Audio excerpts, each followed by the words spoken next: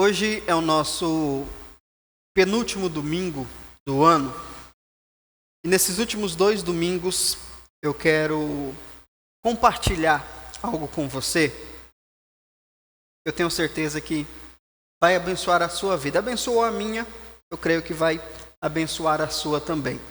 Esses últimos 2 domingos eu quero falar com você sobre como Deus age em nossas fraquezas.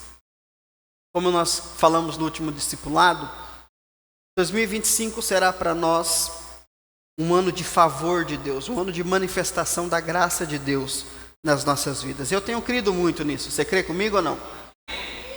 2025 será para nós um ano de manifestação do favor de Deus, de graça de Deus na nossa vida.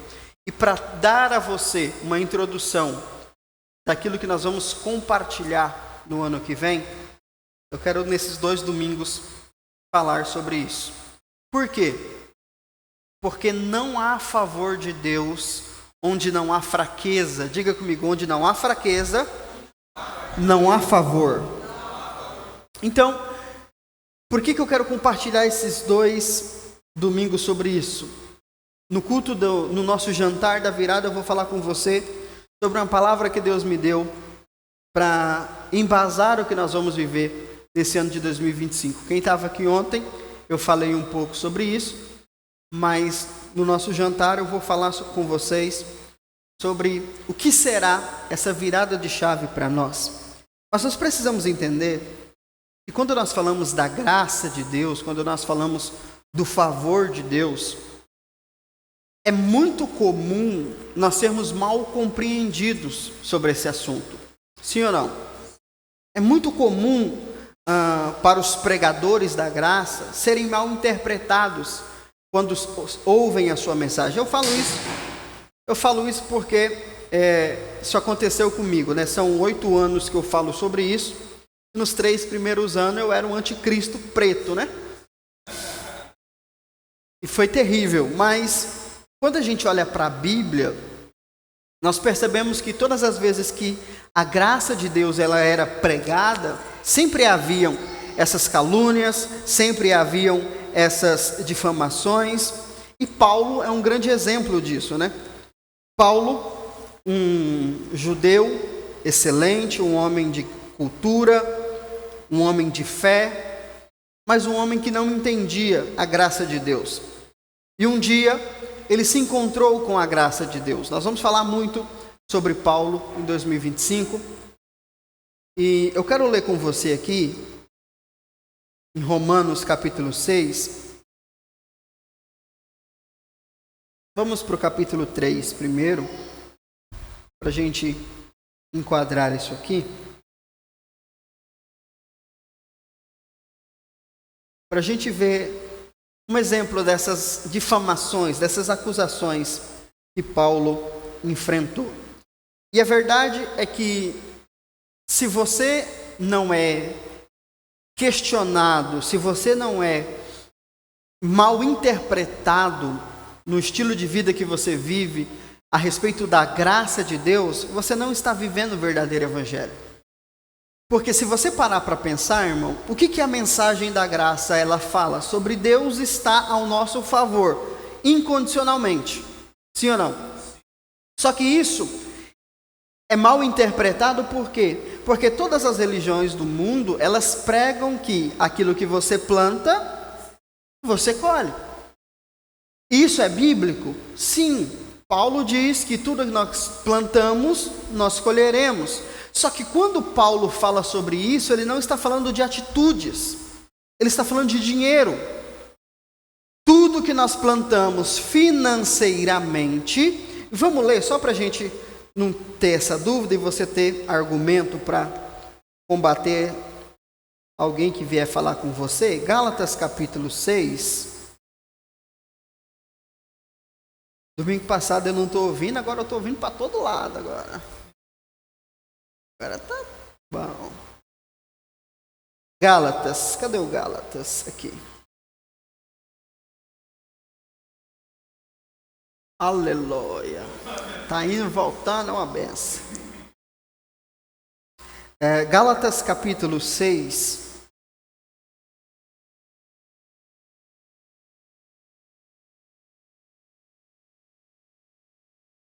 Vamos ler o versículo 6, para que nós compreendamos isso. Ele diz o seguinte: o que está sendo orientado na palavra deve compartilhar tudo o que possui de bom com aquele que o instrui. O que Paulo está ensinando? Paulo está ensinando o princípio da honra.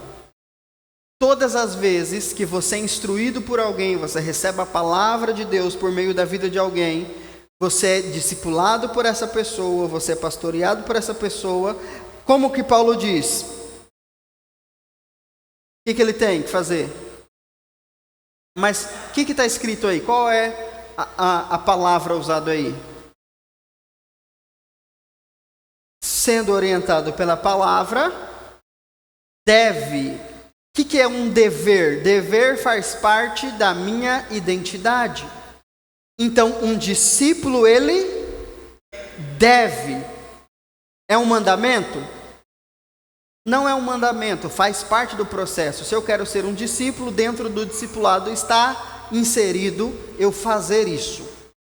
Agora, se eu não quero ser um discípulo e nem discipulado, não é um mandamento. Mandamento é para todos. Aqui é um dever. E se há dever, há direito. Qual é o direito? O direito é o receber. Receber da palavra, receber orientação, direção. Meu dever é investir. O meu direito é receber. Aí o versículo 7 diz: antes do 7 vem o quê? Tá, ok. Não vamos ser tão literais assim. Mas antes do 7, 6. Então não posso ler o 7 sem entender o 6. Nós acabamos de ler o 6 e ele está falando de dinheiro. Certo? Aí ele vai para o 7.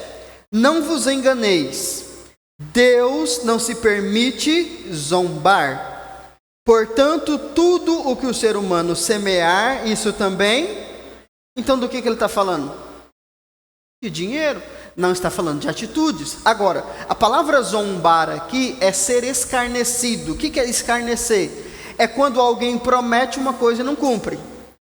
Aí você vai lá e zomba da cara dele, porque ele prometeu e não fez. O que Paulo está dizendo é que ninguém vai zombar de Deus, dizendo que ele disse que faria algo e não fez. E o que Deus falou que faria? Aquele que planta, colhe, mas não é sobre atitudes ou comportamentos, é sobre honra. Amém? Então Paulo está ensinando que se eu plantar honra na vida do meu discipulador, na vida do meu líder, eu vou receber palavra, direção e a bênção de Deus. Deus nunca vai permitir que eu faça isso e eu não seja abençoado por Ele. Conseguiu compreender? Então, todas as religiões do mundo usam esse versículo para falar que tudo aquilo que eu faço, Deus vai retribuir segundo aquilo que eu faço. Não é essa a mensagem do Evangelho. A mensagem do Evangelho é Deus dando tudo a quem nada merece por causa de sua fé. Amém? E pregar essa mensagem vai nos levar, e eu espero que você pregue também essa mensagem, não apenas ouça isso, vai nos levar a conflitos. E às vezes a confrontos. Por quê? Porque as pessoas não aceitam que Deus é gracioso, sim ou não? As pessoas querem um Deus malvado, né? É mais fácil elas acreditar na justiça do diabo do que na justiça de Deus, né? Deixou brecha? Se lascou, que o diabo não se brinca. Aquilo que você planta, né? Muda o versículo, né? Mas vamos ler aqui Romanos 3, só para você ver o quanto que isso é interessante. Romanos 3,8 diz o seguinte: ora, por que não dizer como alguns caluniosamente afirmam que dizemos? Ou seja, Paulo está dizendo que existem algumas pessoas que estão caluniando a mensagem dele, dizendo que pratiquemos o mal para que nos sobrevenha a pregação doida, né? As pessoas dizem assim, a pregação de Paulo leva as pessoas a viver uma vida desorganizada e uma vida de desordem. Porque Paulo prega que quanto mais eu fizer errado, mais o bem eu vou ter. É assim que as pessoas falam. Se você pregar a mensagem da graça, as pessoas vão sair doidas pecando. Se você pregar a mensagem da graça, as pessoas vão entender que tudo pode. É assim ou não? E aí as pessoas diziam, Paulo prega que quanto mais você fizer o mal, mais você vai receber o bem de Deus. Quanto mais você pecar, mais Deus vai te abençoar. Porque a graça, ela necessita disso. Irmão, é loucura pensar nisso, sim ou não? É loucura. Agora, com base em que eles falavam isso?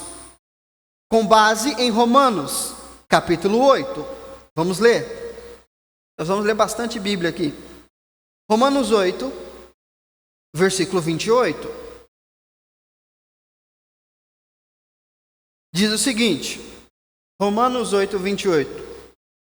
Estamos certos de que Deus age em todas as coisas, com o fim de beneficiar todos os que o amam, dos que foram chamados conforme o seu plano. Ou seja, eles pegaram essa fala de Paulo, esse ensino de Paulo, e começaram a dizer, Paulo é um blasfemo, porque ele ensina as pessoas a viver no erro, ele ensina as pessoas a viver no pecado, para que Deus abençoe essas pessoas. Então, quanto mais mal eu fizer, mais Deus vai me abençoar. Mas é isso que Paulo disse?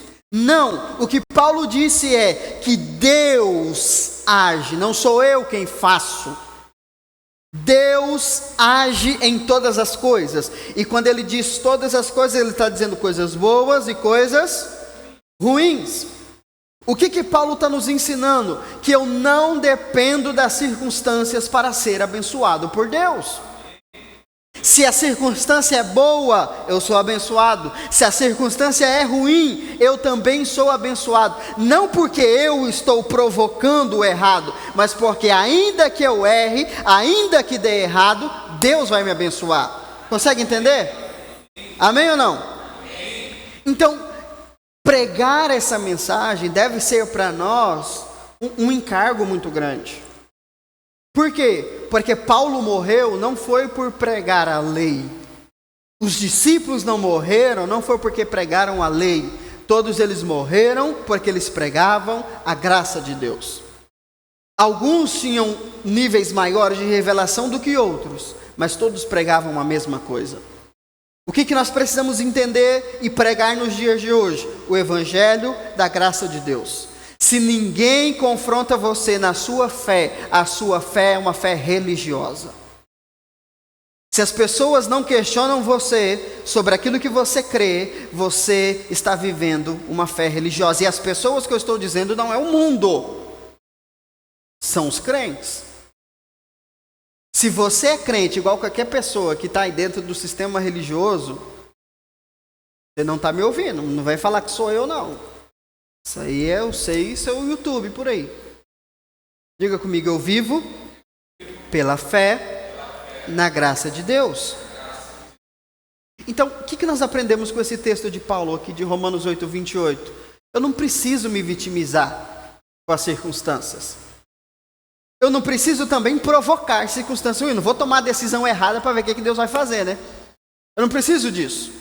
Agora, é inevitável que em algum momento eu vou tomar uma decisão errada. Tem gente que fala assim, eu casei errado. Ok, decisão errada, mas foi uma decisão.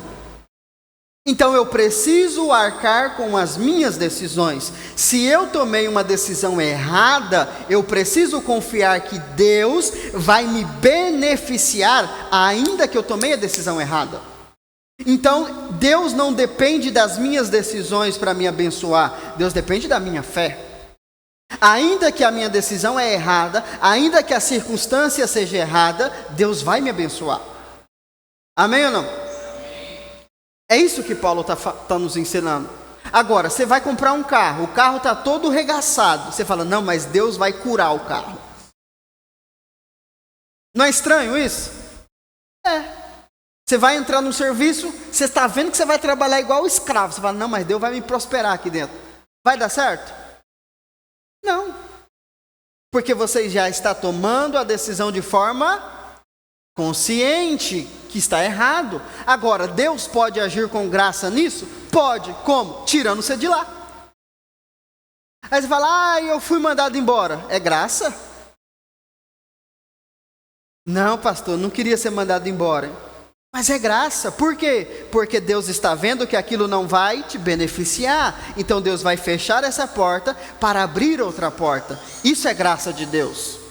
Amém ou não? Só que a gente não vê a graça nessas coisas, né? A gente acha que a graça é Deus nos abençoando com as circunstâncias positivas. Não, às vezes perder o ônibus é graça de Deus. O carro não pegar é graça de Deus. Você não sabe o que te esperava lá na frente. Às vezes Deus te colocar uma doencinha para você ficar quietinho em casa um pouquinho descansando, é bom. Fala, não pastor, Deus é Deus de cura, mas Ele também age de acordo com o seu nível de fé. Se você não sabe descansar em Deus, às vezes as circunstâncias vão te levar para isso. Você está entendendo ou não?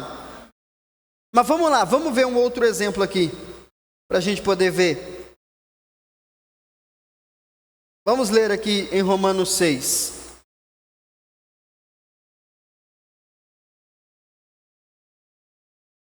Vê se tem lógica um trem desse, né, irmão? Tá tudo dando errado e eu estou esperando Deus agir para me beneficiar. Não é loucura um trem desse? Você toma a decisão errada, você casa errado, você tem filho errado, você cuida do seu dinheiro de forma errada e diz, não pastor, Deus vai me abençoar. Fala a verdade, não é para um religioso ficar endemoniado? É, irmão. Por quê? Porque tudo que você planta, você colhe. Mas, olhe para a vida de José, por exemplo. Se você pegar a história de José, é só fracasso, irmão. Bichinho sonhador, menino alegre, feliz, de repente a vida dele vira uma desgraça por 13 anos. E o que ele fez para merecer isso? Não, ele plantou alguma coisa, tem pecado em algum lugar, uma maldição, um trem, alguma coisa. Não, irmão. Se ele não fosse jogado naquela cisterna, ele não iria para o Egito. Se ele não fosse para o Egito, ele não iria para a casa de Potifar. Se ele não fosse para a casa de Potifar, ele não iria para a prisão. Se ele não fosse para a prisão, ele não encontraria o copeiro que levaria ele até o faraó. Ou seja, também Deus podia pegar ele e já jogar lá na frente do faraó. Ei, eu estou aqui. Não é assim que a gente quer? Por que Deus no estralo dele muda a minha vida de uma hora para outra assim? É um negócio de processo, eu sou advogado. Quero que as coisas aconteçam assim, do nada. Agora, eu te pergunto, qual seria o resultado se José aparecesse de uma hora para outra na frente do faraó?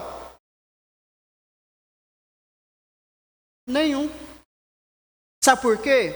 Porque quem chamou o José foi o faraó, não foi ele que se ofereceu.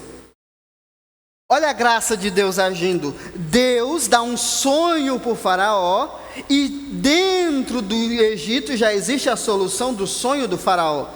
Só que Deus trouxe a solução, mas também trouxe o sonho.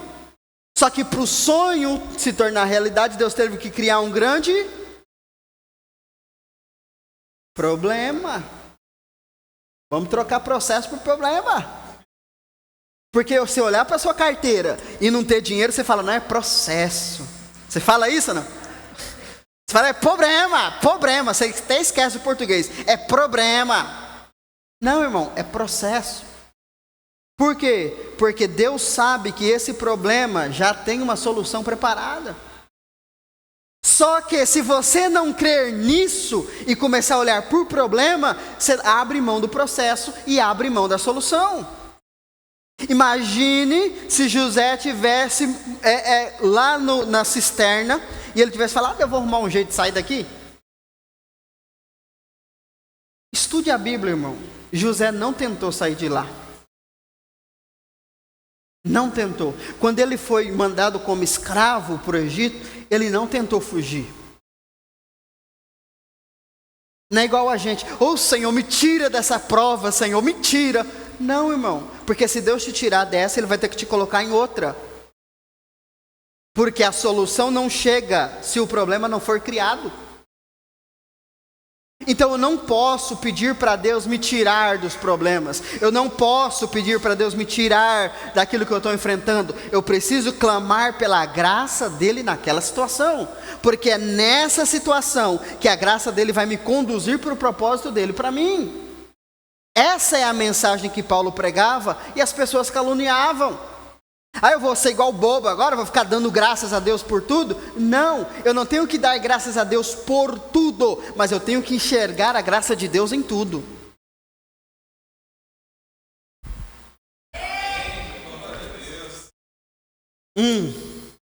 Fale mais. É isso que Paulo pregava. Paulo estava preso e ele dizia, graças a Deus, que agora eu vou descansar, vou pregar para uns soldados. Graças a Deus. Por quê? Porque Deus age em todas as coisas. A graça de Deus é poderosa demais, irmão. Ela não depende das nossas circunstâncias. Agora, vamos avançar aqui em Romanos 6. Romanos 6:1 diz o seguinte, só lembrando uma coisa, Deus age em todas as coisas para nos beneficiar, amém? Mas é para todo mundo? Não. Essa mensagem não é para o mundo, essa mensagem não é para o religioso, essa mensagem são para os filhos de Deus que entendem a graça dele. Não é para todo mundo. Por quê? Porque tem gente que ouve essa mensagem e se frustra. Por quê? Porque a vida dele é problema atrás de problema. Por quê? Porque ele ainda não entendeu a graça de Deus. Deus faz com que todas as coisas cooperem para o bem daqueles que amam a Deus. Então o meu coração tem que estar voltado para a graça dele. Aí essa palavra vai fazer sentido para mim. Amém? Não é para todo mundo, mas eu creio que é para você. Amém? Eu creio. Romanos 6:1 diz o seguinte. Vamos ver um outro exemplo aqui de acusação e calúnia de Paulo. Isso aqui é clássico, né? Isso aqui eu já ouvi bastante. Então, qual seria a conclusão? Devemos continuar pecando a fim de que a graça ainda seja ainda mais exaltada? Quem já ouviu isso? Então quer dizer que agora eu posso pecar e Deus vai me amar mais? Quem nunca ouviu isso? Pelo amor de Deus, só eu? Então você está pregando a mensagem errada. Então quer dizer que agora estou salvo, posso fazer o que eu quiser. Aí você pergunta para a pessoa, foi isso que eu falei? Foi isso que eu falei? Não, porque do jeito que você está falando aí, agora virou desordem o trem. Agora Deus ficou bonzinho, Deus virou bobo agora. Agora eu posso fazer, pintar e bordar. Irmão, se Paulo sofreu isso, e ele era estudioso, um homem oculto, imagine nós. Então, as pessoas diziam, essa mensagem de Paulo é a mensagem da porta larga. Tudo pode para esse Paulo. Tudo pode. Ele come carne de porco, ele come com gentil, ele não faz festa. O bicho é esquisito. E ele prega isso para os outros ainda, falando que não precisa cumprir a lei. Por isso que é todo mundo assim, ó. Olha lá, olha a igreja dele, olha lá, aquele povinho. Tem nem cara de crente. Né? Olha aí o irmão do seu lado, olha aí. Você achar ele na rua, você fala que ele é crente? Só que, preste atenção. Por que as pessoas falavam isso? Porque a mensagem de Paulo, ela é uma mensagem muito clara. Paulo, ele confiava de forma absurda na graça de Deus, mais do que no pecado. Paulo entendia que a graça de Deus era mais poderosa do que o poder do pecado. Hoje nós pensamos o contrário. Nós confiamos mais no pecado do que na graça de Deus. Nós confiamos mais no diabo do que em Deus. E por isso que nós vivemos uma vida pesada. Por quê? Porque o diabo precisa de brecha para atacar você? Precisa não? E se você der? Aí você já pensa, pastor, é assim mesmo, eu dei a brecha, o diabo vai me matar agora acabou, agora já era. Não adianta nem orar. É assim que nós pensamos. Sim ou não? Por quê? Porque é assim que a lei prega. Abriu, o bicho entra e regaça tudo. Só que o que a Bíblia diz? A Bíblia diz que para isso se manifestou o Filho de Deus, para destruir as obras do diabo. Então eu fui que deu o alvará para ele agir, mas maior do que o meu alvará é a obra de Cristo na minha vida. Ele veio para desfazer a obra do diabo.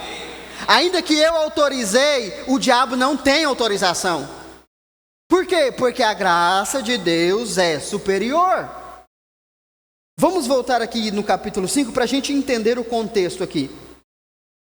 Tudo isso começa por causa dessa afirmação de Paulo, versículo 19 do capítulo 5. Você está aqui ou não? Olha o que Paulo diz. Romanos 5,19. Sendo assim, como por meio da desobediência de um só homem, muitos se tornaram pecadores, assim também, por intermédio da obediência de um único homem, muitos serão feitos justos. A lei foi instituída para que a transgressão fosse ressaltada, mas onde abundou o pecado, superabundou a graça. Tem gente que fala assim, você prega a hipergraça. Eu não, Paulo. Onde abundou o pecado, a palavra super é hiper. Hiperabundou a graça. Então o evangelho, ele de natureza é o evangelho da supergraça, da hipergraça. Agora, então quer dizer que eu posso fazer tudo? Imagine, Jesus já perdoou todos os meus pecados, passado, presente e futuro. Eu cometer uma mais ou menos, não vai mudar nada. Ai, que benção. Não é assim que as pessoas pensam? Você prega, não, irmão, Jesus já te perdoou. Ah, então tá bom, então vou fazer de novo, e ele já me perdoou mesmo, tá tudo na paz. Mas foi isso? É isso que a gente prega? Não.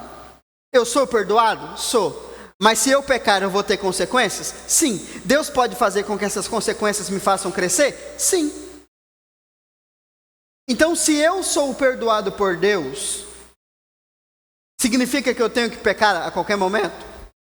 Não. Se eu nasci de novo e eu quero viver no pecado, só tem uma explicação. Eu não nasci de novo. Por quê?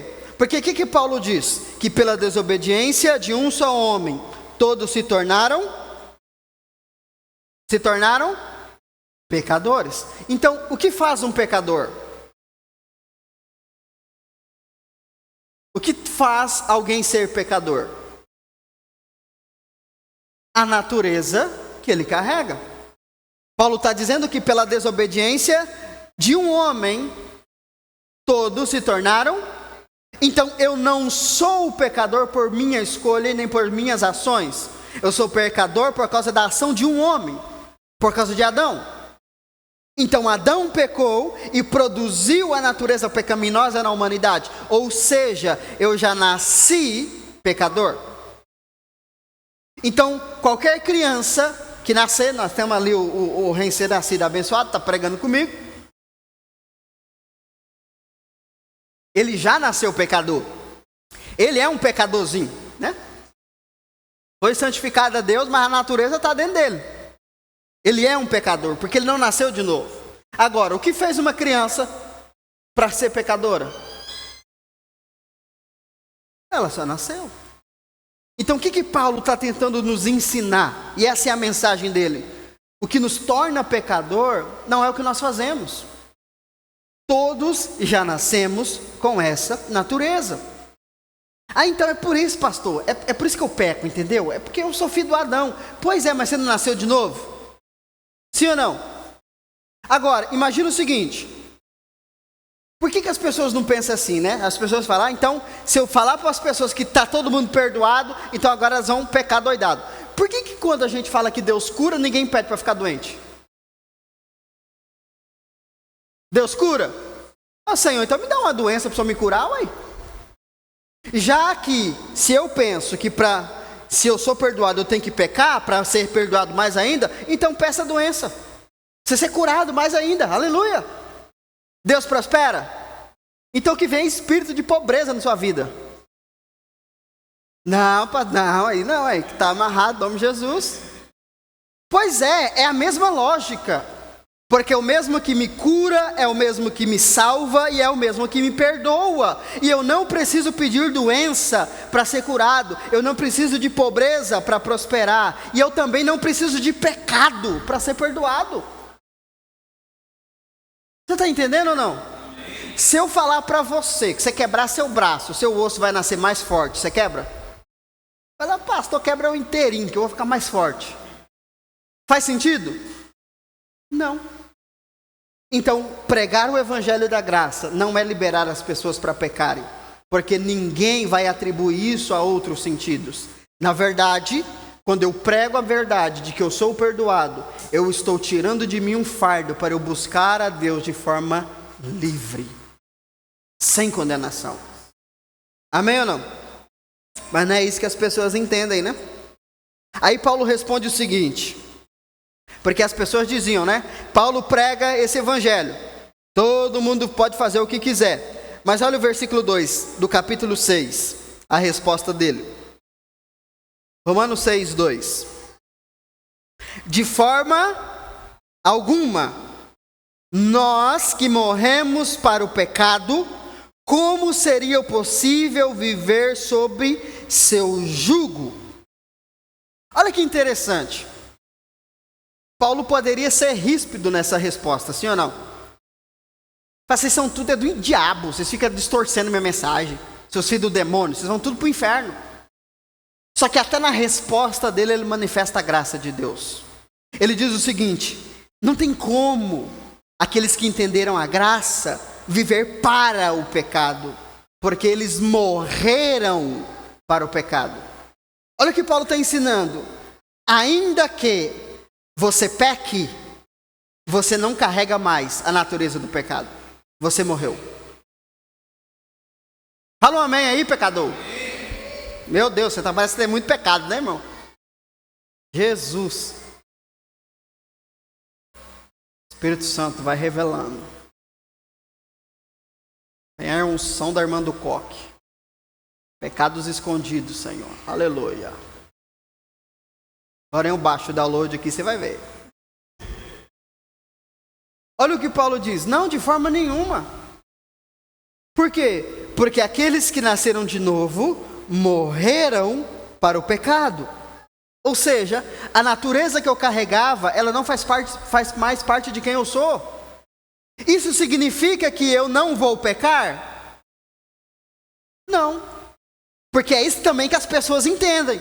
Então agora que eu nasci de novo, eu nunca mais vou pecar na minha vida. É um bando de hipócrita. Porque eles pecam escondido. E quando o pastor descobre, põe de banco, para todo mundo saber, aqui é um pecador desgraçado. Mas eu não, aleluia. Ele. Irmão, olha que hipocrisia. Eu coloco o irmão de banco, mas quem me julga? Por que todo mundo fica de banco menos o pastor? Ele é santo, ele está perto de Deus, né? Mentira, que na casa dele tem televisão. Irmão, viver na lei vai nos fazer ser hipócritas. Por quê? Porque o que a graça nos ensina é que pecado não é o que eu pratico, pecado é a natureza que eu carrego. Vamos lá, pense comigo o seguinte: é possível uma pessoa que não nasceu de novo ter bons comportamentos? Sim ou não? É possível uma pessoa que não nasceu de novo, ela não ter hábitos errados? Sim ou não? Não fumar, não beber, não ver pornografia, não trair. É possível ou não? Sim. Mas isso muda o fato de que ela é pecadora? As pessoas não concordam com você, elas vão te matar. Porque não é isso que as religiões pregam. Nenhuma religião prega isso, nem mesmo a evangélica. Você é comparado com o seu relacionamento com Deus de acordo com aquilo que você pratica. Todas as religiões pregam isso. Quanto mais santificação, mais perto de Deus você está. Todas. Até as que dizem ser religiões satanistas, elas também pregam bom comportamento. Agora, se a minha pregação é só sobre bom comportamento, então qual é a diferença das demais religiões? Como é o nome do homem lá das Crônicas de Nárnia? Como é? Não, o escritor. C.S. Lewis, né? Se eu não tiver errado, confere aí para mim.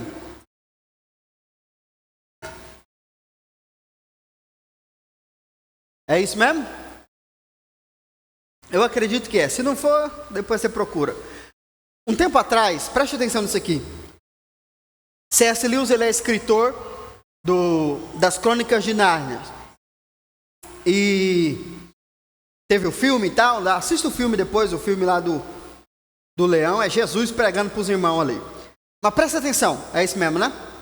Um dia, C.S. Lewis foi convidado para uma convenção entre religiões, que hoje não existe mais isso. E para falar, né, os pontos fortes, os pontos fracos das religiões, o que uma religião tinha de diferente da outra e tal. E aí ele, como ele era um escritor, uma pessoa intelectual, também cristão, e um pregador, ele foi convidado para participar desse encontro. E aí todo mundo falando e tal, dos pontos fortes da religião, e o que era a religião deles e tal. E aí chegou a vez dele. E a palavra dele foi o seguinte: bom, de fato nós podemos comprovar aqui hoje que todas as religiões são iguais. Porque todos vocês pregam relacionamento com Deus a partir do comportamento. Eu acredito no Evangelho. O Evangelho diz que eu sou aprovado por Deus, não pelo que eu faço, mas por aquilo que eu creio. O que faz eu não ser um religioso? Eu me relacionar com Deus a partir da minha fé em Cristo Jesus. Se eu pequei e eu creio que Deus vai me punir, eu sou um religioso. Porque toda religião prega isso. Se eu creio que eu abri brecha e agora por causa disso o diabo tem direito de agir na minha vida, eu sou um religioso. Porque é isso que todas as religiões pregam. Viver no Evangelho apesar do meu erro, eu nasci de novo. Eu não pertenço mais a esse mundo. E porque eu nasci de novo, eu tenho uma nova identidade. Se eu tenho uma nova identidade, eu tenho uma nova posição. Ainda que eu peque, eu não sou pecador. Presta atenção. Um ímpio que não nasceu de novo, ele pode fazer coisas boas e ele continua sendo ímpio? Ele ainda vai para o inferno? E por que o inverso a gente não acredita? Se um ímpio pode fazer coisas ruins e mesmo assim coisas boas e ainda assim continuar ímpio, por que um justo não pode fazer coisa errada e continuar sendo justo? Não, pastor, porque aí com Deus não se brinca, né? Aquilo que planta é coisa. Então ele tinha que salvar os ímpios que são gente boa. Porque eu vou falar para você, irmão, tem gente que vai para o inferno e que não merecia. Tem um monte de crente que vai para o céu e tinha que trocar de lugar com esse povo. Se você for nas religiões, você vai descobrir que tem gente mais justa do que você lá. Se você for na nossa co-irmã, você vai perceber que lá eles não dão dízimo com peso, não. E eles nem sabem o que o padre vai fazer com aquele dinheiro, né? Mas eles dão. Só é um fardo para nós. Por quê? Porque nós não entendemos a graça de Deus. Então, se fosse para ser justificado pelas obras, todas as religiões estariam em alta. Só a evangélica que não. Porque se tem um povo mais hipócrita no mundo é nós. Porque nós queremos a justiça de Deus para os outros. Para nós, ô Senhor, tem misericórdia, Pai, em nome de Jesus, não vou fazer mais não, em nome de Jesus, por favor. Seu pecado sai para o inferno. Ô Senhor, em nome de Jesus eu prometo, Pai, em nome de Jesus da Maria, eu prometo, não vou fazer mais não. Mas cedo não tem perdão. Ô Senhor, não é assim que a gente faz? A gente quer justiça, juízo para os outros. Mas na hora que é para nós, não, Deus é misericordioso, Deus vai me ajudar. Por quê? Porque lá dentro a gente sabe que Deus é gracioso. A gente sabe. Ô, irmão, essa é oração sem vergonha. Não levanta a mão não. Mas quantos de nós, ô Senhor, eu prometo, Pai, se o Senhor me livrar dessa. Ai, Senhor, não deixa o diabo aprontar não, por favor. Ô Senhor, não revela para ninguém não. Ó Senhor, eu prometo, Senhor, em nome de Jesus. Assim, me mata então, me mata. Já que o Senhor vai revelar, me mata, que aí eu não passo vergonha. Por quê? Porque a gente acredita na graça de Deus. Falar que alguém vai para o céu porque se converteu na beira da morte, não gera uma ira nas pessoas? Ah, rapaz, ele, olha, aceitou Jesus. Ai, que raiva. Parece que nós tem raiva da pessoa que está morrendo. Fala, não, prega Jesus. Não, Jesus, não. Não quis, ele não quis. Agora não vai não. Vem, diabo, leva logo. Demora do inferno, leva. Eu quero Jesus. Diabo desgraçado aí, aceitou Jesus. Ah, em nome de Jesus. Por quê? Porque eu quero viver na liberdade. Aí o outro que viveu na libertinagem, ele não merece a graça. Não, irmão, a graça de Deus está disponível para todos. E quanto mais eu me aprofundar na graça de Deus, mais leve minha vida vai ser. A gente fica bravo com conversão de gente doida. Lembra da época dos traficantes que levava 10 tiros e vinha para a igreja pregar? Eu tenho tiro aqui, a bala aqui, ó. A gente fala, meu Deus, será que é verdade? Tem bala lá mesmo? Mas o que a gente fica esperando? Não, daqui a pouquinho ele vai cair, você vai ver. Vai, em nome de Jesus. Não é assim que a gente faz? Por quê? Porque a lei, ela vive nos sondando. Só que o que Paulo diz? Onde abundou o pecado, superabundou a graça de Deus. O que Paulo está falando? Há mais poder na graça do que no pecado. Se o pecado de um homem foi capaz de destruir toda a humanidade, a graça sobre um homem tem poder de transformar a humanidade. Só que essa humanidade começa em você. Existe graça de Deus para transformar toda a sua vida. Mas você não crê, é isso que eu fico indignado, irmão. Porque se eu falar para você que você vai para o inferno pelo que você praticou, você acredita. E parece que as coisas acontecem mais rápido para cooperar com isso. É ou não é? Quando você peca, parece que as coisas à sua volta ficam assim, ó, eu vi. Aí a cama fala assim, quer ver que eu vou chutar você vai perceber. Aí você vai, chuta o dedinho da cama, você vai lá, é o pecado. Pecado, eu sei. Deus já está vindo com juízo. Aí você vai na oração, o irmão fala, irmão, eu quero orar por você. Não, irmão, não, estou bem. Não, mas Deus está mandando eu orar com você. Meu Deus, agora é agora. Já passou por isso ou não?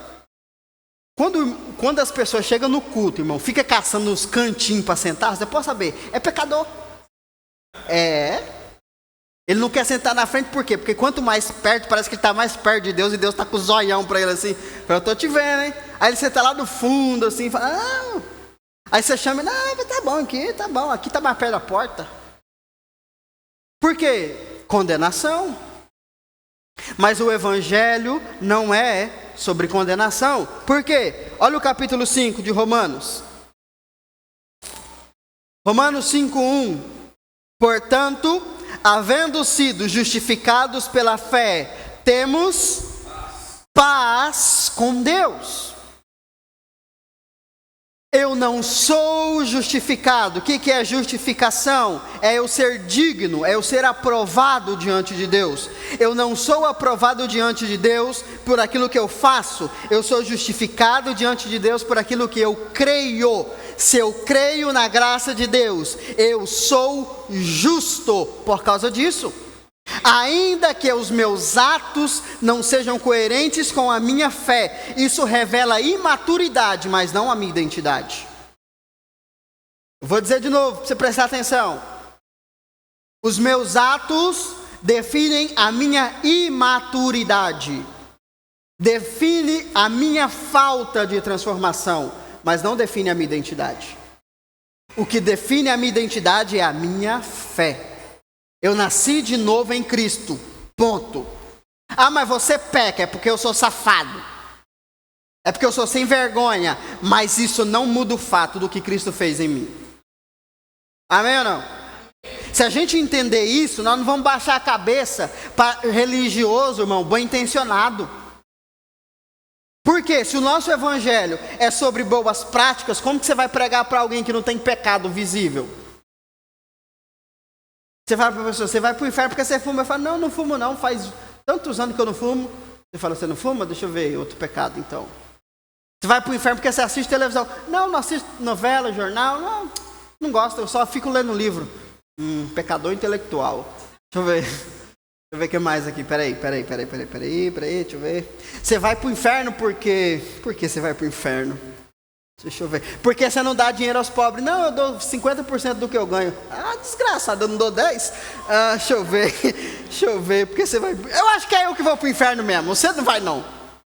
Não é assim? Se você vai pregar para alguém, irmão, que ele não comete os pecados visíveis, ele vai para o inferno por causa de quê? Você vai pregar o quê para ele? Fala, não, você vai para o inferno porque você traz sua esposa. Não, eu casei com ela e honro minha esposa, dou presente para ela. Que dia você deu presente para sua esposa? O assunto é você, não sou eu. Se o evangelho é sobre bom comportamento, tem muita gente que nunca vai ouvir o evangelho. Por causa dos mensageiros, eles não entendem qual é o evangelho de Jesus.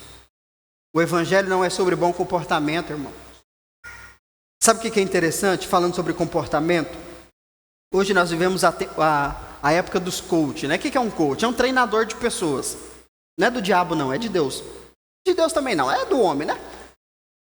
Agora, o que um coach faz? Ele te ajuda a extrair de você a melhor versão. Isso é bom ou não? É bom, você é preguiçoso, né? Para de ser preguiçoso. Você é procrastinador, para de ser procrastinador. Você fala fino, você começa a falar grosso, né? Você vai nos eventos, fica gritando. É uma benção. Só que nenhum coach sabe o que Deus planejou para você. Esse é o problema de viver pela lei. A lei padroniza todo mundo. O pecado é o pecado para todo mundo e a obediência é a obediência para todo mundo. Mas Paulo diz que existem coisas que para uns são errados, mas para outros são certos. Por exemplo, se a sua fé não te condena a fazer uma coisa e você não faz e você faz aquela coisa, você não está em pecado, porque a sua fé não te reprova. Mas no mesmo texto Paulo diz: se você faz uma coisa e a sua fé te reprova, se você fizer, você está em pecado. É a mesma coisa, só que pessoas diferentes fazendo a mesma coisa, para um é pecado, para outra não. Ou seja, a lei consegue resolver isso? Não. Por exemplo, se Deus falar para você que a partir de hoje você nunca mais vai cortar o cabelo, vai ser pecado para mim cortar o cabelo? Não, porque Deus não pediu para mim. Só que o que o legalista faz? Deus pediu para mim, então Deus pediu para todos. Então Deus falou comigo sobre uma coisa, aí eu coloco isso como um mandamento para todo mundo. Então eu não posso cortar o cabelo, você faz o que você quiser. Eu não posso usar bermuda, porque Deus falou comigo, você faz o que você quiser. Esse é o evangelho. Paulo, por exemplo, ele vivia uma vida... E aí, né, entra a tese, né, se ele era casado antes ou depois. A questão é, Paulo era casado e depois descasou. A gente não sabe por quê, mas essa é a verdade. Aí o que ele diz? Gente, por mim, ninguém casava. Acho que ele tinha um bloqueio nessa área. Por mim, ninguém casa, não. Vamos viver para Jesus. Larga a mão dessa mulher. É mulher chata. Ele falou assim, ó, mas... Vocês têm fogo no rabo? Case. Foi isso que ele falou, não é eu que estou dizendo, não, foi ele que falou. Está lá escrito lá, se você arde em chamas. Está escrito, lê lá. Olha o que ele está dizendo. Para mim, não há casamento. Mas, não é uma lei.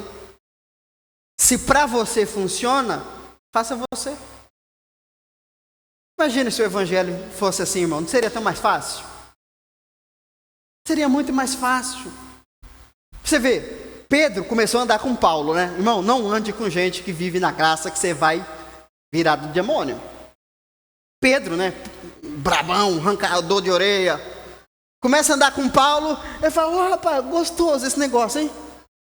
Aí o que a Bíblia diz? A Bíblia diz que um dia Pedro andando tanto com Paulo que já estava igual Paulo. O que ele fazia? Comendo carne de porco. Ó, pecador. Sentava assim nas mesas e comia. Um dia ele estava numa festa, ó. E aí chegou Tiago, né? O apóstolo de Jerusalém. Eita lasqueira. Eu vou no banheiro rapidinho. Pedro saiu e voltou pela porta. Pecadores. Paulo falou assim: ô seu hipócrita desgraçado, o que você está fazendo? Só porque eles chegaram? Você estava comendo agorinha. Está na Bíblia, vai ler. Pedro falou: Paulo, calma menino, vamos manter a pose, depois na conversa. Ele falou: não, quer viver pela lei? Viva pela lei. Quer viver pela graça? Viva pela graça. Não vamos bagunçar não. Imagina, Tiago, gente, o que está acontecendo? Os apóstolos estão brigando? Nós viemos ver como é que está a igreja está assim, Por quê? Porque Pedro entendeu, gente, é tão bom viver assim, só que a minha religião não permite. Vamos ficar aqui, vamos fazer uma seita, nós aqui, larga a mão da igreja, vamos ficar aqui. Pedro entendeu a graça de Deus, só que ele teve que passar por um processo. Aí lá no final, lá na última carta dele, 2 Pedro, ele fala o seguinte: gente, cresçam na graça e no conhecimento de Jesus.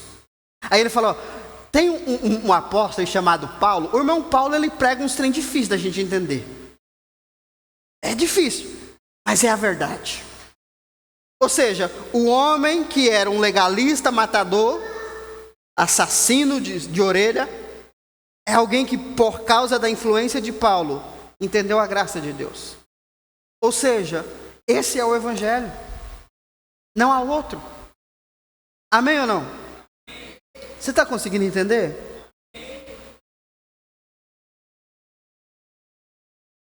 Então ele diz, Romanos 5, versículo 1. Portanto, havendo sido justificados pela fé, temos paz com Deus. Qual é o contrário de paz? Guerra. Deus não está em guerra com você, Deus está em paz. O que é guerra? Guerra é, você tem um inimigo, você tem um opositor, e ele vai procurar uma brecha para poder te atacar. Então, achar que nós estamos em guerra com Deus, é achar que Deus a qualquer momento está esperando um vacilo nosso para nos atacar.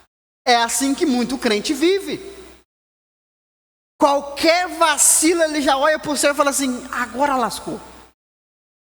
Como se Deus não tivesse nada para fazer, tivesse só o ser no mundo. Ele ficava, vai pecar, quer ver? Quer ver? Quer ver? Peca que você vai ver, eu vou te matar. Quer ver? Irmão, Deus está em paz. O problema é você não estar em paz. Deus está em paz, mas nós não estamos. Por quê? Porque Paulo diz que o maior problema daquele que nasceu de novo é a sua mente. Então, Hebreus vai dizer que nós temos que ter a nossa mente purificada, a nossa consciência purificada. Para quê? Para que essa condenação não venha sobre nós. Porque Deus está em paz. Eu não estou esperando o mal de Deus, eu estou esperando o bem. Porque nós estamos em paz. Se eu penso que Deus tem coisas ruins para me dar, então eu ainda acho que Deus está em guerra comigo. E não é essa a verdade do Evangelho. Deus tem pensamentos bons ao meu respeito. O problema é, eu não tenho bons pensamentos acerca de Deus. Sabe que a palavra glória no Antigo Testamento, ela tem um significado. No Novo Testamento, ela tem outro significado. A palavra glória no Antigo Testamento significa peso, né? Kabod, significa peso. Então, o que é glória no Antigo Testamento? É quando Deus invade o ambiente e todo mundo fica assim, chegou, aqui, Deus está aqui, gente, não mexe. Chegou. Hoje a gente vive assim, vive ou não? Você está no ambiente, aí Deus chega e fala, vixe, não pode nem fazer nada agora. Só que isso é uma mentalidade do Antigo Testamento. No Novo Testamento, a palavra glória significa bom pensamento. que significa? Então, quando a Bíblia diz que a Deus toda glória, no Novo Testamento é todo bom pensamento, você deve atribuir a Deus. Então, glória a Deus, ou seja, glória a Deus não é peso da presença dEle, mas é bons pensamentos. Eu penso coisas boas acerca de Deus. Você está aqui ou não? Então, o que eu tenho que entender? Não é só Deus que tem que pensar coisas boas a meu respeito, eu também tenho que pensar coisas boas a respeito dEle. Por quê? Porque quando eu penso que Deus está em guerra comigo, esse pensamento não é bom e não está alinhado com a palavra. Se Ele está irado comigo, esse pensamento não é bom e não está alinhado com a palavra. Agora, se eu penso que Ele é bom, que Ele quer me abençoar, que Ele quer me favorecer, esse pensamento dá glória a Deus. Conseguiu entender ou não? Vigie seus pensamentos, irmão. Por isso que nós precisamos compreender a graça, porque na maioria das vezes nós estamos pensando sobre Deus o que nenhum ímpio pensaria. Porque uma pessoa que está na beira da morte, um ímpio vai pensar que ela está sofrendo maldição? Só os crentes. Ela está colhendo o que plantou, vai morrer a míngua. Por quê? Porque feriu um monte de gente. Não, irmão, isso não é graça. Isso não é graça. Precisamos viver pela graça. Amém ou não? Mas não é muito bom? Fala a verdade. Religioso fica doido, irmão. Não, é muito fácil. Pois é, eu tenho culpas, pregaram difícil para você. Pega o exemplo de Pedro. Eu vou te falar uma coisa, irmão. Tem muita gente, muito pregador que entende a graça, mas porque ele não tem coragem de colocar a cara a tapa, ele não prega. É igual Pedro. Pedro queria viver ali, mas na hora que os irmãos chegaram e falaram, não, tudo pecador, vai tudo para o inferno, eu não faço parte disso não. Por quê? Porque a graça, ela vai nos levar a um lugar de calúnia, de difamação. Se você não é de caluniado, irmão, você está vivendo errado o evangelho. Mas não confunda calúnia com verdade. Porque tem pastor que fala assim, o povo está me difamando. Por quê? É porque eu sou sem vergonha. Não, mas é a verdade então, aí. Se você fala mal de alguém porque é a verdade, você está caluniando ele? Não. Jesus diz, bem-aventurado quando fores perseguidos por causa do meu nome, não por causa do nome de vocês. Se você é um devedor e as pessoas ficam falando que você é caloteiro, ninguém está te perseguindo, não. Ô pastor, estão me perseguindo porque estão me ligando para me cobrar. Não, irmão, não estão te perseguindo, não. Você é mau caráter mesmo.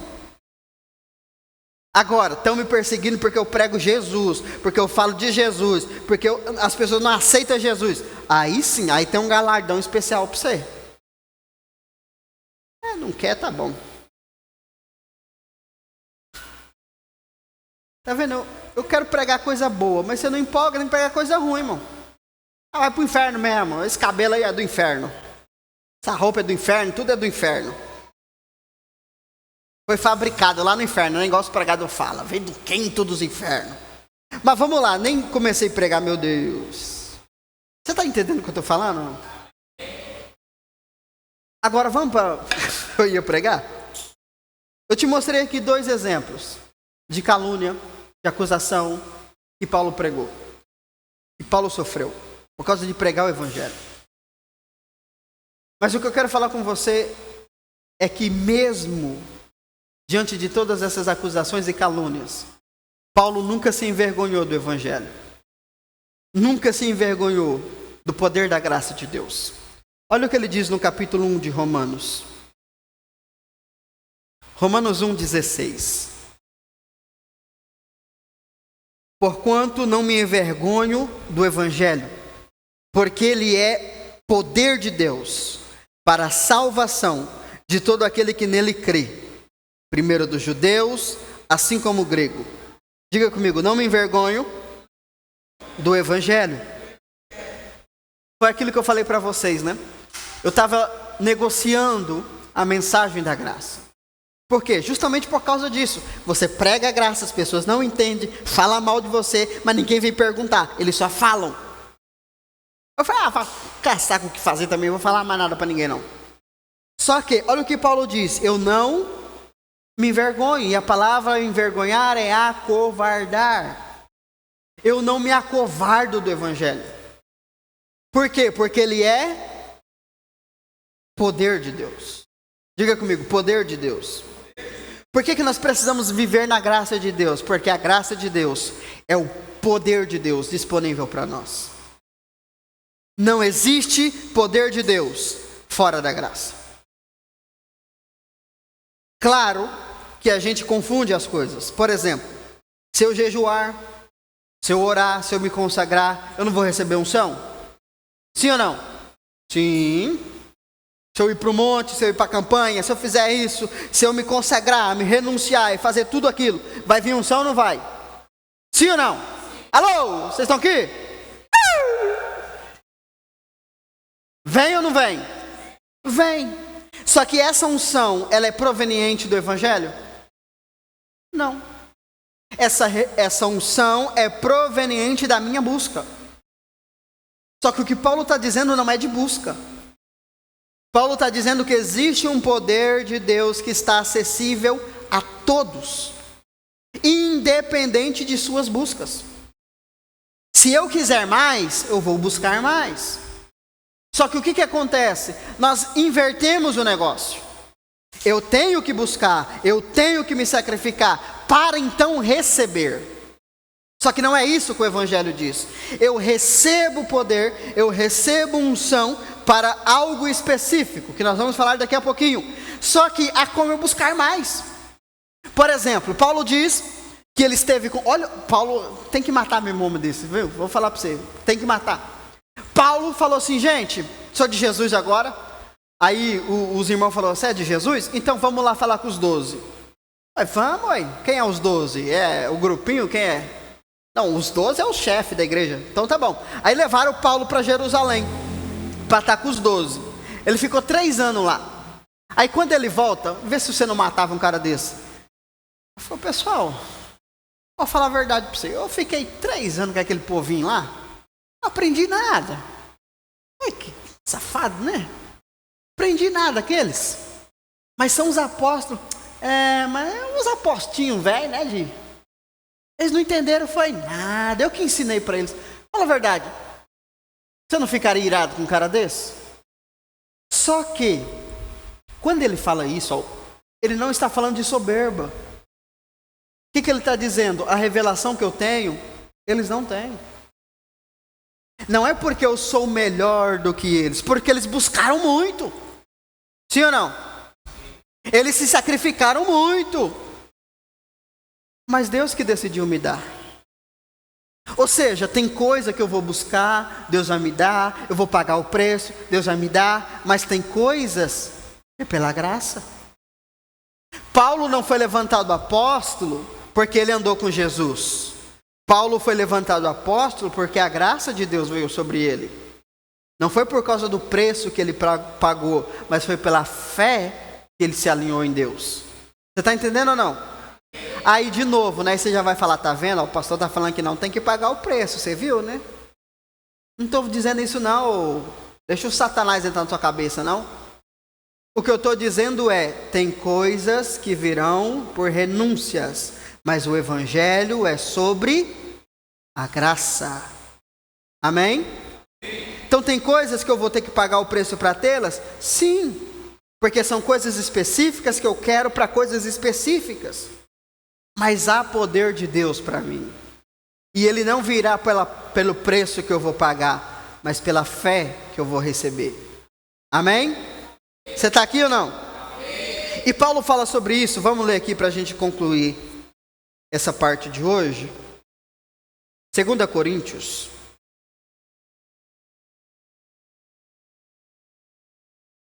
Segunda Coríntios 12.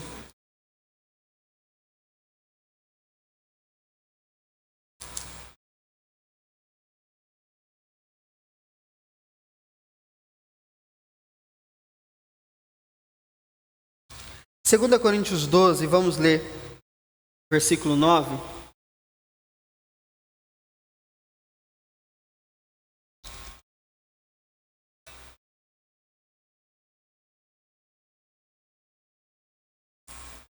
Segunda Coríntios 12, 9 diz o seguinte.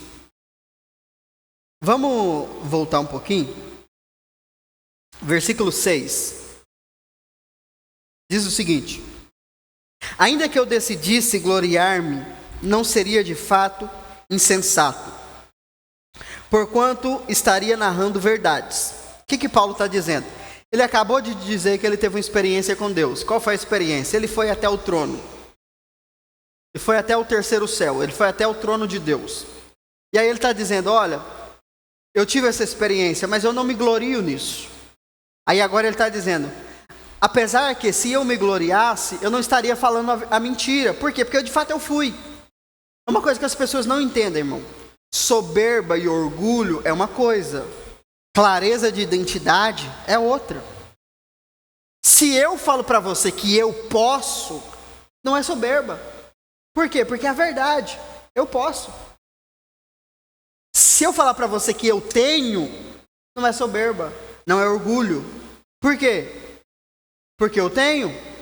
Então se você fala para alguém, né? Você fala para alguém, eu sou bonito. A pessoa fala, você se acha. É verdade, irmão. Não estou mentindo. Agora, você é feio e virado cão chupando manga. Aí você fala, não, eu sou bonito. Não, você é cego. É diferente. O que Paulo está dizendo? Gente, se eu disser que eu sou alguém que tem uma unção diferenciada e uma revelação que ninguém tem, não é soberba, é a verdade. As pessoas não entendem isso, irmão. Se você fala para alguém que você vai pagar a conta toda, o que é que a pessoa fala para você? Tá se achando, né? Tá achando que eu sou pobre? Irmão, se você é pobre ou não é, eu não sei. Eu posso pagar, deixa eu pagar. Não, mas nossa fé não suporta isso. Se o irmão anda bonito, arrumado, você vai lá, o irmão tá se achando. Não, ele só não é desleixado. Geralmente a gente vê assim quando a gente é, né? A gente fala mal dos outros segundo aquilo que a gente mesmo faz de errado, né?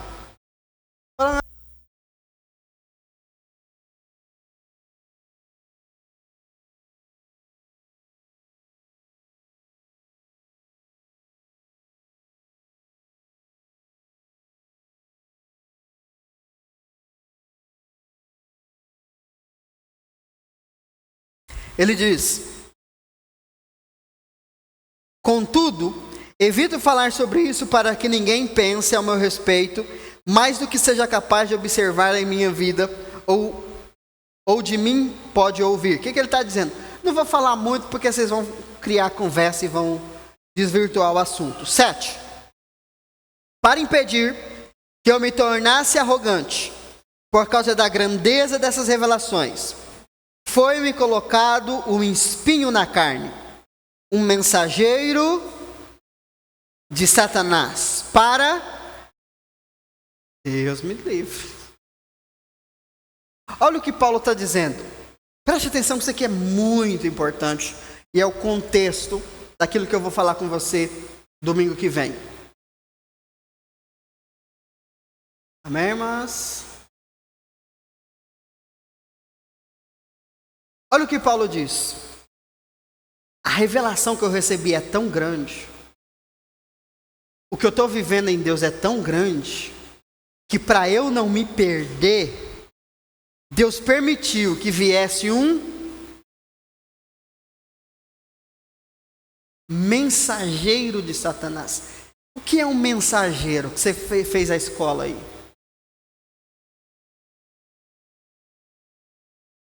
Mensageiro vem de quê? Um anjo. Paulo está dizendo, tem um anjo caído que me persegue. Agora, um anjo mesmo, um anjo caído, falando, Paulo, eu sei, né? Não, ele está falando de um principado. Ele está falando de uma ordem espiritual que resiste a ele. Agora, olha que interessante isso aqui, irmão. E ele diz que isso aconteceu para que ele não se ensoberbecesse. Ou seja, o que ele fez de errado? Nada. Nem sempre os ataques do diabo são porque eu fiz alguma coisa, mas são para prevenir alguma coisa. Por isso que eu não posso viver dependente das circunstâncias. Paulo está dizendo, olha, para que eu não me perdesse, um anjo, um principado de Satanás me resiste. E ele me atormenta. Aí ele diz o seguinte: por 3 vezes roguei ao Senhor que o removesse de mim. Quantas vezes? 3 vezes. Jesus no Getsemane orou quantas vezes? 3 vezes. Você tem que orar quantas vezes? Ai, pastor, 3 também, né? Aleluia. Não, 3 na Bíblia é completude. Então eu devo orar quantas vezes? Até Deus me responder. Então Jesus orou 3 vezes para o Pai responder: saio daqui ou não saio? Sai daqui ou não sai? O Pai falou: não sai não. Então tá bom. Paulo orou 3 vezes: tira esse Satanás de mim, tira esse Satanás de mim. Ó, é tirar dele, viu? É o que está escrito aí, ó. Vamos ler de novo? Para você não achar estranho? Cadê? 8. Por 3 vezes orei ao Senhor para que o removesse de mim. Então Paulo está dizendo que ele sofria de algo nele. Aí o povo fala assim: não, era perseguição. Paulo estava sendo perseguido dentro dele. É um perseguidor aqui dentro. Perseguição é externa. Paulo está falando de algo interno. Pode ser um desvio de caráter. Pode ver um pecado que ele não conseguiu vencer. Alguma coisa Paulo estava sofrendo. Aí olha o que Deus diz para ele. Jesus respondeu para ele no versículo 9. Entretanto ele me respondeu: a minha graça te é suficiente, pois o meu poder se aperfeiçoa na fraqueza. O que o texto está dizendo? Paulo está dizendo: isso é uma fraqueza para mim. O que isso significa? Isso significa que isso pode ser um motivo de eu cair. Preste atenção nisso aqui. Isso aqui vai ser base para a gente seguir semana que vem. Paulo disse: na minha vida, gente, vou confessar para vocês, eu sou homem que fui no 3º céu, mas na minha vida tem uma área, tem uma coisa, que eu não vou falar porque vocês são tudo condenador, eu não vou falar não. Mas tem uma coisa que eu não venci. E sabe o que aconteceu? Eu fui reclamar com o chefe. Falei: chefe, eu sou o apóstolo Paulo. Imagine se as pessoas descobrissem isso aqui, menino. Jesus falou: a minha graça te basta. Era como se Jesus estivesse dizendo: isso é bom para você. Aí você pensa: meu Deus, pastor, você é desvio de caráter? Será que Paulo era arrogante? Eu não acho, eu tenho certeza. Ele falou pro irmão: pega esse irmão aí, manda ele pro Satanás. O discípulo dele, o João Marcos, o escritor de Marcos. Marcos andou um tempo com Paulo, só que Paulo chamou ele para ir numa missão, ele falou que não vai não. Aí Paulo falou assim: então faz o seguinte, vá para o inferno. É o Paulo, homem cheio da graça. Não confunda a graça com bobeira. Aí depois Paulo falou: manda o filho do diabo, traz ele de volta para mim, preciso do Marquinho. Olha o que Paulo está dizendo: tem uma área da minha vida que eu não consegui vencer. Mas é nessa área que a graça de Deus vai transbordar. Ou seja, Deus não tem problema com as minhas fraquezas. Deus tem problema com a minha falta de dependência. Por isso que no domingo que vem eu vou continuar falando com você. Sua fraqueza não é o seu problema. Sua falta de fé é o seu problema. Porque o apóstolo Paulo, o homem que escreveu 75% do Novo Testamento, o apóstolo que Jesus jogou na jogada que nem precisava dele, ele está confessando: eu tenho uma fraqueza. Você também tem. Você tem cara de super-homem, mas você não é. E você fica se condenando e achando que sua vida não dá certo por causa disso. Isso é mentira do diabo. Porque é nessa fraqueza que Deus vai fazer você superabundar na graça dele. Esse é o Evangelho. Esse é o Evangelho. O que a gente quer? A gente quer ter uma melhor versão. Não, eu quero ser o melhor de mim mesmo. Dê sua melhor versão ao mundo. Irmão, minha melhor versão não é nada comparada à versão que Deus tem para mim. Só que eu não vou receber essa versão se eu não depender da graça. Talvez a sua fraqueza é um pecado. Talvez a sua fraqueza é a área financeira. Pastor, minha área financeira é fraca, ela não vai para frente de jeito nenhum. Está precisando de graça. Porque a graça de Deus é o poder de Deus. Semana que vem nós vamos falar sobre isso. Fica de pé.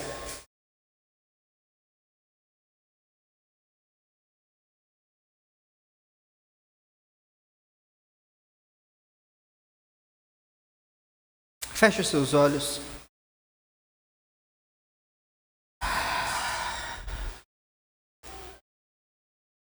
Obrigado, Senhor.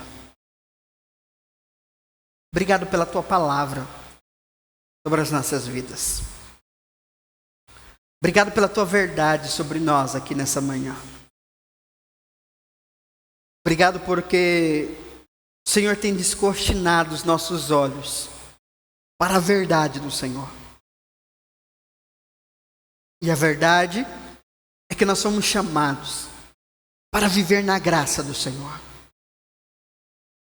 Isso não significa que nós somos super-homens, super-mulheres.